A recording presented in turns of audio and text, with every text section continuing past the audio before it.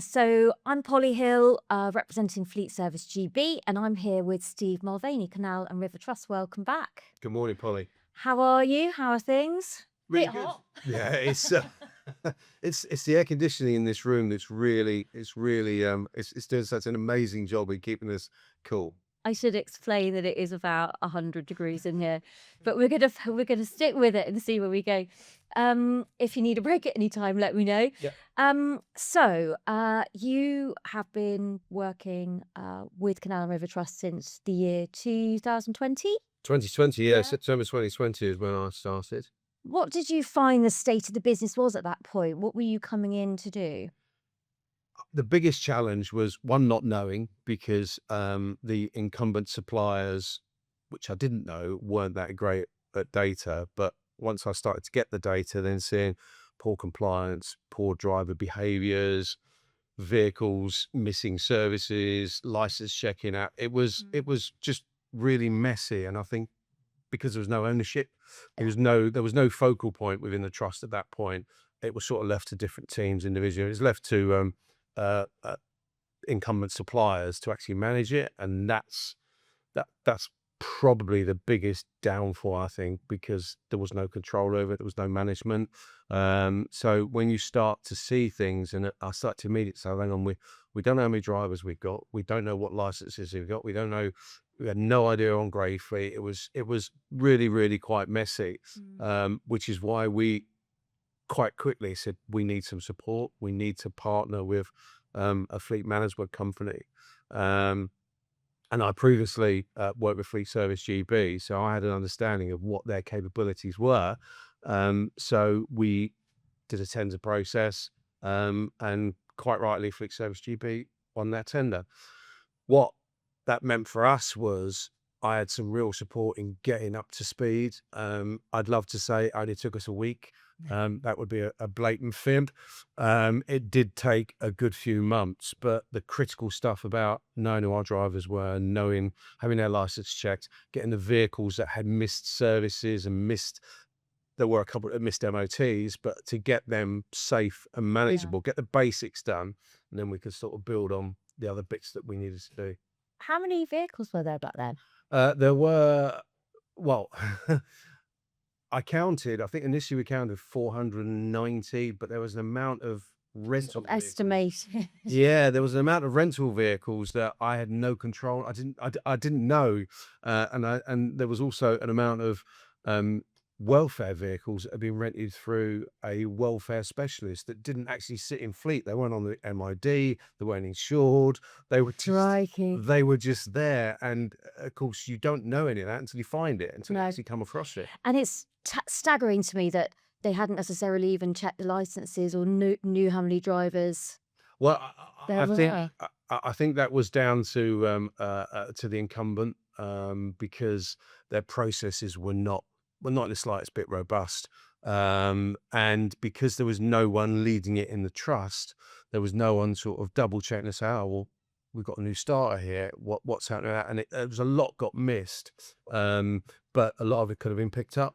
That would never happen now. It can't happen now, because of the processes that we've developed and put in place, in partnership with Free Service GP. So I guess that leads me into my next question, really. I've got a question here. What was it about FSGB which stood out in those days? You said you've worked with them before, but what was it, or what is it that they do that answers those pain points for your business? So having a working relationship with, or knowing a business and having a working relationship, I knew what they could do.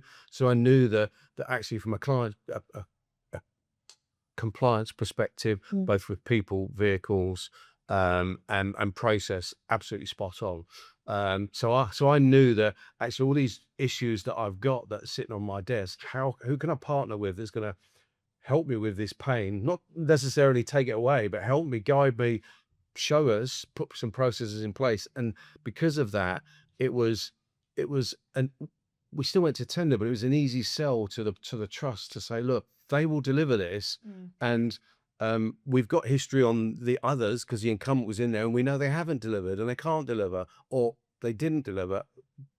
Food Service GB will. And because I suppose as the subject matter expert, even though new to the business, fortunately the trust took what I was saying on face value. And of course, years down the road, they see all the benefits. So Yeah. there wasn't a, it wasn't a, there was potentially there was a risk in their mind, and the trust is quite risk averse, as you would expect. But because of our partnership and because of the processes and the systems that Fleet Service GB had, it made it pretty pretty simplistic to do. I'm seeing here a financial saving of Yeah. £250,000. So um, nothing to be proud of, but our insurance risk was not great. Okay. Um, Purely because, again, there wasn't that control, there wasn't that management. So vehicles would get damaged, and they would go into a body shop, and the body shop would do whatever they needed to do. There was never any ownership. There was never any driver debriefs. There wasn't any sort of questioning of accidents. So part of the accident management process that the Fleet Service GB do is this follow up part of it, and it's all automated. Okay, Jean's had an accident. Okay, you need to follow that up within X amount of days. There's a process there. There's a link that says you need to do this. So having a robust process then in place, we went to our insurers to say, we know we haven't been brilliant, but we now do this. And I got quite heavily involved with our insurers right at the start to actually say, appreciate this is where we were, but this is what we're doing now. And here's proof of what we're doing. Because it's easy to say, yeah, we do that, we do this, we've got telematics, we have this, we have daily vehicle checks. Actually, when you go into a meeting with motor brokers and say, well, where's the proof? Here's our daily check sheets, here's our driver compliance, here's our driver training, and it's there. It's a black and white. And this is all held within the It's Achieve software hub. Yeah, it's all how we're in Fleet Service GB's hub, and it's literally it's a touch of a button. You don't have to go and find it. It's I want that report. That's what comes out. So I got at the second insurance meeting, I got quite smug because I'm like, I've got all this. I've got this data. Okay, I can't believe you want to try it. You can put our premiums up based on this information. So the first year's saving was just under 100,000. And I naively said, and I think I've mentioned this before, naively said, well, it's great. Year one, we've saved this, but we won't save that again. And actually we will, because our premium would never go back up that 100,000. So in year two, we'd also have another saving, but to get better in year two with the support of the team of Fleet Service GB, then actually we've demonstrated it. I think we're in year 3/4 now of consistent better results around our accident claims, around the frequency of them. So, and that's not just I don't say our drivers have got better, and they have with a driver training, but it's actually having the visibility of it, and actually having people talking about it and saying, yep. If someone's involved in a vehicle accident incident, this is what we do. And actually, if you don't do that, and you don't take any, there aren't any consequences, then you're just going to keep getting poorer or drivers that are not driving the way that you need them to do. So having all of that and talking about it and reporting on it and actually showing it, and it's really pleasing when you start looking at year-on-year figures that are going in the right direction.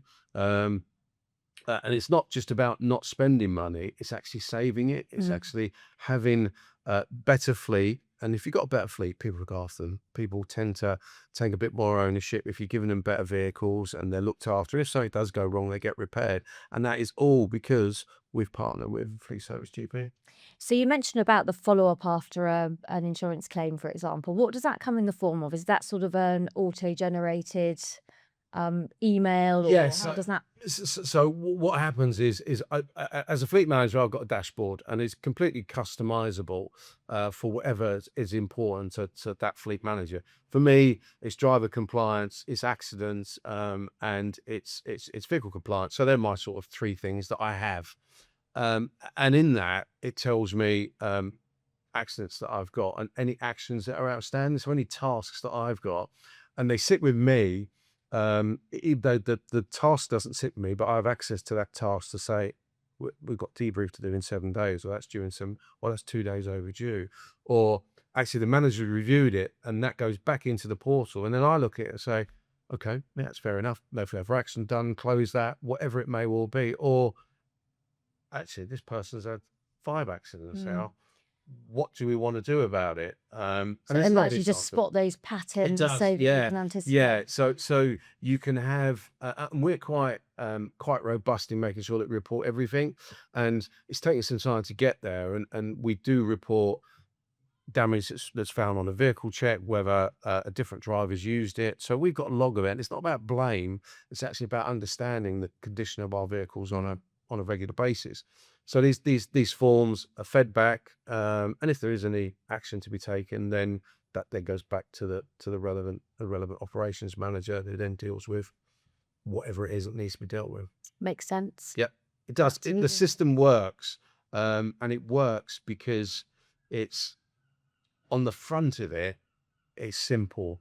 On the back of it, it's not, because there's loads of stuff going. But actually, from a fleet manager's perspective, you look at it and you go, "Ah, that's what I've got to click on that. Oh yeah, I've got to do that." And it really is, sort of point and press, and you get that data. You get that data. Intuitive. Yeah, that's the word. That's the word I was looking for. Hey, I came up with one. Well Brilliant. done.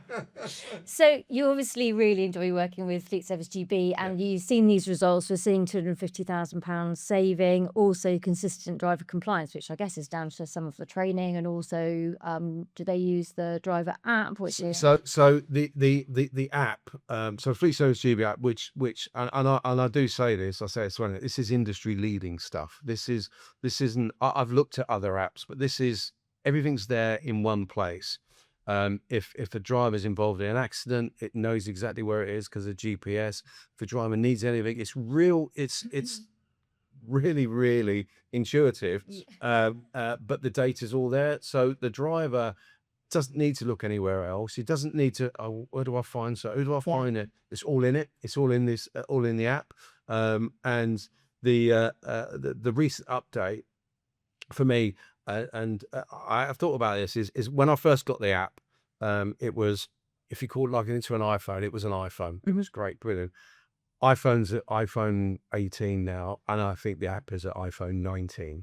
So that's how intuitive, robust it is, and it works, and it just does exactly what we needed to do to support our drivers out there in the field. So, Steve, you sound like a fan. I am a fan. Why did you have to retender? So, when we originally did the tender, it was for a set period of time. And in that time, we've had some absolutely amazing results. Now, I talked to other fleet managers, and I knew that we still had the best solution on the market. But we're a business, and quite rightly, you've got to make sure that you are getting the best value for your business. You're getting the best service.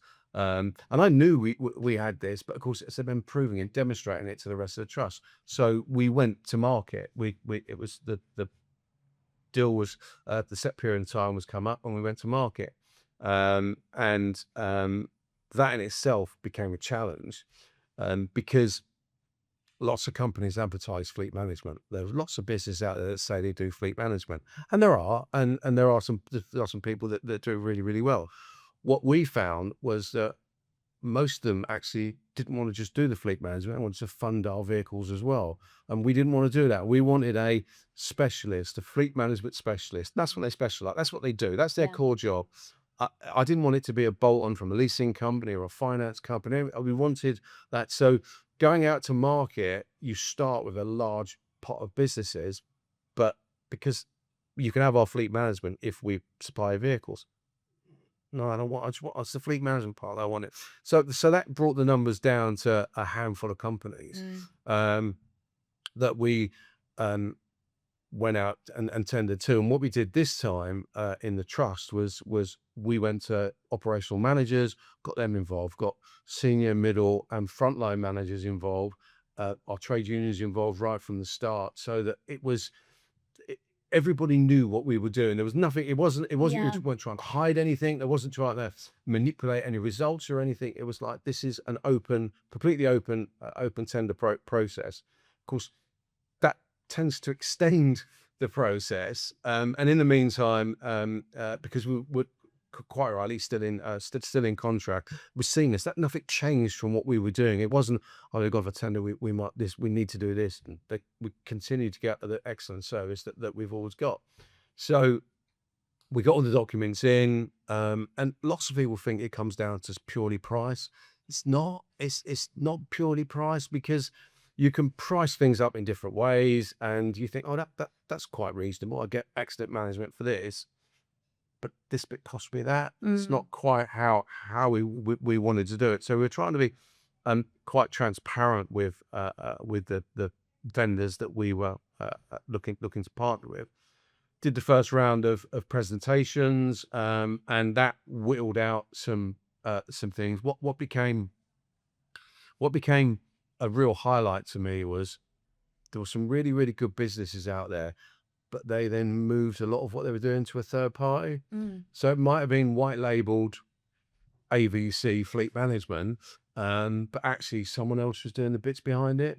Was Fleet Service GB don't outsource it. It's apart from the maintenance service and maintenance and the repair parts, getting the nuts and bolts bit, everything around the processes and the systems is all in house. And that's a key benefit for me, because you can have proper you can have you have a conversation about IT with the IT director. You can have a conversation with about garages with Danny, because that's what his part of his role is.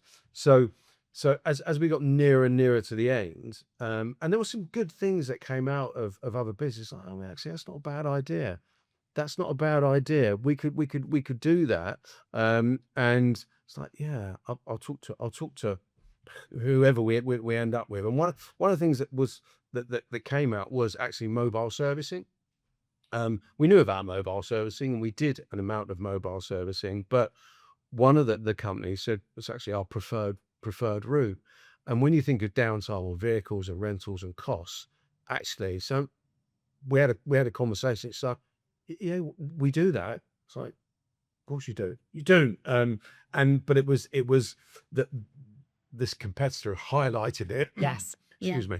Sorry. And sorry, this vendor highlighted it, even though it just, because it was there, and it was one of those services that was there that actually we didn't capitalize on, but because it had been raised by our frontline people, so actually it was a no-brainer actually to start doing that. So we get down to the final two, and it was tough in the fact that what both businesses were saying they could do, but I had experience of one, I didn't have experience of the other.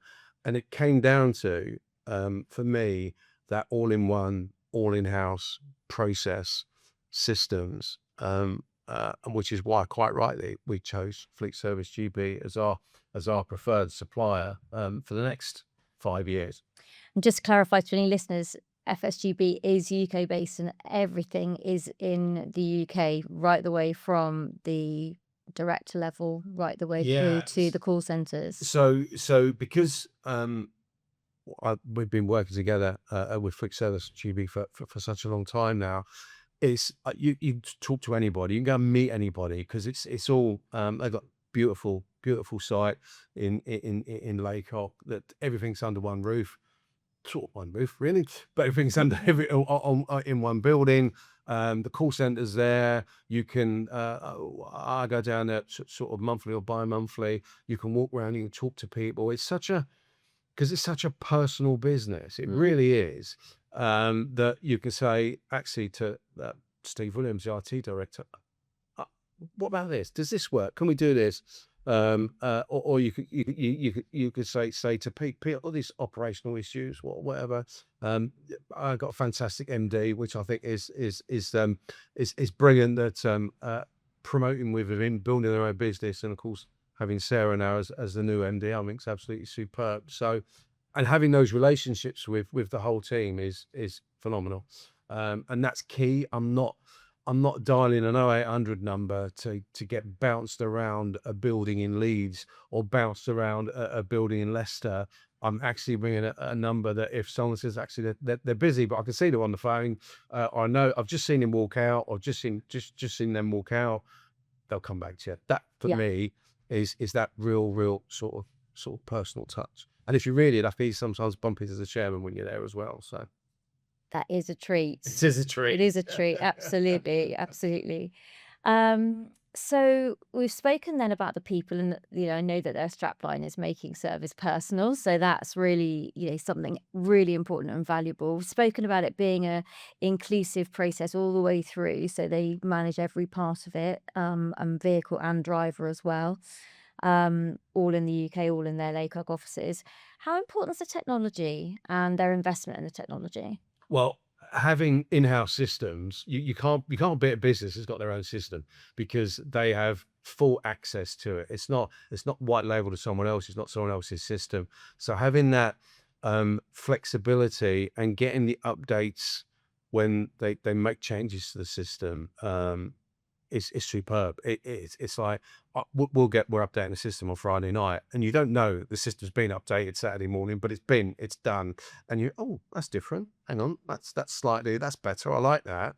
Mhm. Being able to sort of say, I want to do this. Is this possible? Can we merge this telematics report with that? And Steve Williams used to say, yeah, we can do that. We'll put it on a list. It might not be next week or whatever it is, but having that flexibility. Whereas when you start dealing, we see it in other businesses that we deal with. It's like, yeah, we might be able to do that for you, but that's a year down the road. Yes, And you yeah, think, and especially if they're white labeling something. yeah, and having that sort of complete flexibility and that complete sort of autonomy of their own system. If they want to change it, and what's really good is because they take customer feedback and they take customer feedback really well. If I come up with an idea and it's actually that's a benefit to everyone, Mm. then everyone gets it. So all the client base. So I know in the past other businesses have gone, we'd like that. It's like, that's a really good idea. I'll Didn't think of grab that. that too. I'll have that. Yeah. That's great. That works for me. It makes let's make this bit a little bit better. So that investment in technology there is brilliant. And it comes back to the app as well. As I said, that no one no one has that time. Everybody talks about apps. Everybody talks about if you go to Fleet Live or you go to the CV show, everyone's talking about technology. But when you look at it and you break the app down, it's nowhere near. It is literally like an old Nokia compared to an iPhone. I think Yeah. that's the best way of putting it. Is whilst the battery may last 7 years, but the technology doesn't, and I think that's really key in what they had. I know that they've invested recently in video e-learners. Have you had a chance to have a look at those? Any feedback from drivers on those? I'm aware of them. Sarah and I have had a conversation of them. I'm aware that this is the way to do it because it's so much more interactive. Mm. We're really proud of our e-learners. We're at just under 90% compliance of doing that. And the other 10% is because it's just due, or it might be a day or so overdue. And we get lots of positive feedback about the e-learners because there's so many of them. And it comes around again. Oh, hang on, I don't remember doing that, but it might have been 2 years ago or 18 months ago. You're doing that. So having the option, having the access to the video stuff, similar to driving test risk assessments Yeah. type things, that's just going to get much more involvement. And I'm led to believe it's also available on the phone as well. So our outlying teams don't need to go into an office to do an e-learning. No, They do no. do it all from the comfort of their of wherever it is they're working. Makes it much more likely that they'll actually And it does, and I occupy think your time. yeah, absolutely, and I think that's key is because you're asking people to do stuff in their working environment, give them the tools to do it. No one's gonna sit down with a pad and paper anymore to do it. It's a test, I've got to do that. The e-learners on the phone working video e-learners is just gonna be the next step. Video is proven to just be easier to absorb information, so hopefully that's a really positive step. And I understand there are new improvements, again, new features coming up to be launched at Fleet Live this year as well. So we'll hold on for those too. Yeah, it's and that's a fantastic platform because of course everybody's launching new stuff. But I think what a lot of the competitors are launching might be new to them, but it isn't new to what we already get and what we already do. I think it's really easy to sit here and sort of say, yes, we get all of this, but actually I'm sitting here with the results of having all of this. Mm. This isn't just saying, yeah, well, they do this, they do that. I actually do this, and we have the results, and we prove it. We can actually show the cost savings, the reductions, the insurance improvements, the compliance improvements, and that's all out there. And I think that's a huge testament to how Fleet Service GB want to work with their customers, work with their The clients. proof's in the numbers, isn't it? Yeah. So I've got some more here. So I've got a 30% reduction in claims reported. That's the insurance that you were talking about. Reduction of non-fault collisions. Yeah, so we're the trust was really good at driving their own vehicles into their own properties. It's I suppose to put it into context, we're putting vehicles into an environment that was designed for a horse and cart Yeah. or a boat, so it's quite tight. There's lots of opportunities for drivers to ding things, but because we talk about it, because we give them additional technology, because there are vehicles technology has improved, and there is more education around. Actually, if in doubt, get out, stop the vehicle, get out, have a look. So all you got to do is have a look, and you think, "Actually, I can't do that, or I can do that. I can turn around." So that then has that positive impact in just our list of accidents. And I know that our vehicles, I know it's not being hidden, because when our vehicles get defleeted, they're not covered in damage. They're not perfect, but they're what I would call class as fair wear and tear. Yeah. And on a 10-year-old vehicle, fair wear and tear is pretty good. So that comes to that education piece, and demonstrating that that's all we want to know about it. If something happens, it happens. Yeah. Just tell us about it so we can do something about it. And something absolutely crucial, and it will be pertinent to anybody in the UK at the moment, 12% reduction of fuel use. Yeah. It's and that's yeah, it's furious is criminal at this moment in time. Yeah. That's just about the driver education, that if you show someone how to drive properly, and once I mean how to drive properly, how to drive defensively, and proper use of throttle and proper use of brakes. Well, if you get that saving in a work vehicle, so if you've got someone who's saving 10 or 12% in a work vehicle, and that becomes their habitual way of driving, they personally save that in their own vehicle. And anybody who stood in a petrol station recently, they're hitting £100 just to get a tank full of fuel. Yeah. And if you can save 12 quid off that, ultimately it's a huge benefit. So yeah, it's a tough battle, because unfortunately fuel prices are going up much higher than that. Yeah. But having that educational piece, and then if you're driving better in your own vehicle, when you get back in your work vehicle, it's like, well, I'll carry on driving like that. And that whole piece comes down to the drop in accidents, the drop in insurance claims, drop of and the decrease in fuel usage. Yeah, it's all about the psychology of it. So, Yep. Of all of these things, obviously amazing results. It sounds like quite a partnership that you've built with FSGB. Yeah. What are you most proud of? Well, the results, the overall results are is fantastic for me, but our reduction in accidents Yeah. are. We've got a better fleet. We've got a fully maintained fleet that's been fully maintained for years now. But we've got better drivers. We've got the ability to give better vehicles, because we're spending a bit less money here, which gives us a bit more money there, which allows us to maybe buy a slightly better spec vehicle, whatever it is. So the overall partnership has allowed us to give our drivers a better experience at work, because a vehicle for us is a tool. We're not professional drivers in the sense that they're driving all day every day. It's a means to an end to get to a job. So having the best equipment that you can give someone means they take a bit more pride in it. And then when they start to see the numbers that we do see, the driver of the month, driver of the year competition, all of this type of stuff gives the driver that sense, or actually, I'm not just a number in a vehicle. This means something. So that whole partnership is something to be really, really proud of. And you mentioned earlier briefly about the unions and bringing them with you. I imagine in 2020, was there any kickback from drivers about suddenly this, vehicle checks being, Yeah, it was. enforced? People don't like change. Yeah. They're reticent to change at the start because it's like, well, why are you doing this to me? But having, because we're a large unionized business, bringing trade unions and colleagues with you from the start, literally, this is what we're going to do. How can you help us with this? And because people feel engaged from day one, actually, whether they deep down think, "Oh, I don't really like that," but I'm aware of it. I've been told it's not someone's not just gone, "You've got to do this now."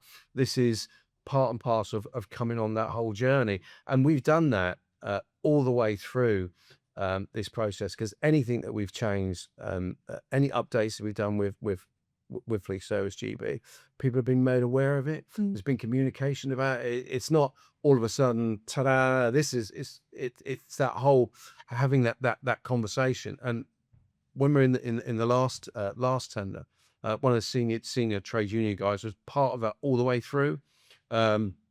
So he listened to all the pitches, he saw all the presentations, he was part and parcel of it. And when you take someone on that journey and they can actually see, well, this is the best partnership, without doubt. This is the best partnership. This is what we want to do. And that message comes out in every meeting, because vehicles come up almost, I assume, in almost any meeting with someone. Certainly in our team's monthly meetings or union meetings. But you say, well, actually, no, this is what happens because I was there. This is what we're trying to do. This is how we're trying to get to that end game. Because ultimately, I want people to go home safely. I want people to do a day's work and get home and spend the evening doing whatever they want to do. I do not want people to end up in vehicle accidents, going home going home via hospital, anything like that. And if you've got better engaged workforce with better vehicles, working with better systems, then you minimize all that risk. What about the industry changes from 2020 to now and going forwards? I'm not going to mention those two letters that we're all avoiding. Um, from 2020 to now, how have you managed those changes really, and what has changed? So we've all known about the transition to alternate fuels, and that's happening. And we've been doing we've worked with Fleet Service GB on how, what does it mean if we change to these vehicles? How are you going to support us? So if we bought hydrogen vehicles, for argument, we didn't, but if we did buy hydrogen vehicles, what would you do? Well, the simple answer was we go and find a supplier that can maintain it. Yeah, Okay, right. So we that's find you a solution. so whatever. So if we decided to go at bicycles, for argument's sake, yeah, we'd find you a solution for it, which was great. So I knew that when we went to look at, and it's that engagement piece as well. It's engaging with a supplier. Say, well, actually, we want to look at this, and I'd get feedback. Would be, actually, we know so and so's done this, and that's worked. Have a is a contact. Have a word with them. See how they did that. So this whole collaboration part of it. So So you get to speak to other FSGB clients yeah, and yeah, learn. yeah. I've got some good relationships with some other fleet managers who are also clients, and relationships with people who aren't clients. But the fleet industry is actually quite small. The roles that we do are actually quite small. They're not thousands of us. Well, I don't feel there's thousands of us. There might be hundreds, but so you get to build relationships and you find out other pieces like, oh, we do this, or have you done this? Have you thought about this? So this whole changing legislation around vehicle weights, the derogation of larger vehicles. So all that has happened, license changes, all that's happened, but it hasn't, no one's been shouting about it because it hasn't been a problem. It's just, we get on with it. We react to changes. I had a meeting 2 months ago and we were discussing the Euro 7, the next changes. It's like, well, how's that going to impact us? Now, it's not good for a couple of years, but the team at Fleet Service are already on it. It's like, well, yeah, actually, we know we need to look at this, and this, but we can't see that happening yet. Lots of communications from other sort of fleet partners, but getting this whole move to alternative fuels is the biggest challenge that fleets have ever had. Mm. And you're going to do so much because unfortunately we're relying on a company infrastructure. Sorry, a country infrastructure, Countrywide, yeah. not company infrastructure. So until that gets bottomed out, we can only sort of work around the peripheries, and we do that. But you're feeling supported, Oh, essentially, and you don't feel like absolutely. you're on your own. It's not No, an no, no, island. no, because you can.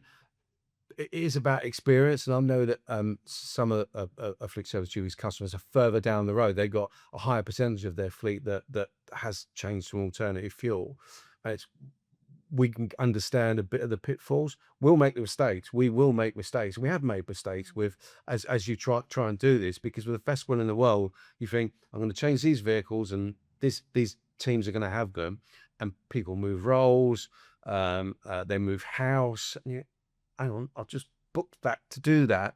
And it's about flexibility for me. And the flexibility that we have with Fleet Service GP it was just second to none. And I know I'm sat here singing their praises, but it's genuine. It's not. It's because when you've worked with a business now, we're in year 7, 2027, year 7, 6, 7. You really do get to know the people and the results, and well, the results speak for themselves. They do, they certainly do, loud and clear. And anyone listening can actually see the case study on our Fleet Service GB website. Um, Final question: would you make the same decision again? Absolutely, absolutely, and the reason why is they made it personal. That's it. It's they made it personal. They've done exactly what they said they were going to do. And from a fleet manager's perspective, if you've got a business that does exactly what it says on the tin, and gives you the benefits that we've got, I wouldn't change a thing. Steve Mulvaney, thank you so much for coming in today. Thank you. Thanks for your time.